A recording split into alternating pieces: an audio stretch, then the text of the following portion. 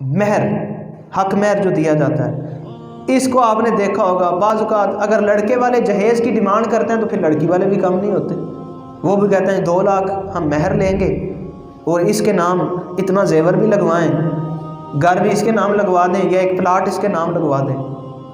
یہ سودا بازی ہو رہی ہے، نکاح نہیں ہو رہا۔ لڑکے والے اپنی ڈیمانڈ کر رہے ہیں، لڑکی والے اپنی ڈیمانڈ کر رہے ہیں، تو یہ سودا بازی ہے، نکاح نہیں ہے۔ لڑکی والے بھی اپنے اصولوں میں لچک لائیں اور لڑکے والے بھی، تاکہ نکاح آسان ہو، دونوں گھر بس سکیں۔ جب لڑکی والے پہلے ہی سوچ کے بیٹھے ہوئے ہیں اگر اس نے ہماری بیٹی کو چھوڑ دیا تو چلو یہ بھی ہوگا یہ بھی ہوگا، جب پہلے ہی آپ کا بسانے کا ارادہ ہی نہیں ہے، شادی ابھی ہوئی نہیں، ذہن میں پہلے یہ بات ہے اگر یہ چھوڑ دے تو کیوں چھوڑ دے؟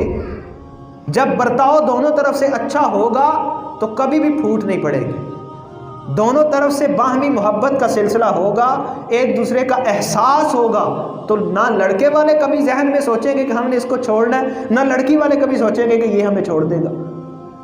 کیوں؟ جب ہم شروع سے ایسی شرطیں رکھ دیتے ہیں پھر لڑکے والے بھی کہتے ہیں اچھا 2 لاکھ کا مہر بھی انہوں نے لے لیا ہے، زیور بھی اپنے نام لگوا لیا ہے، کوئی بات نہیں اور کما لیں گے، لیکن ایک دفعہ اس کو سبق ضرور سکھا دیں۔ وہ سبق سکھانے کے چکر میں گھر ٹوٹ جاتا ہے۔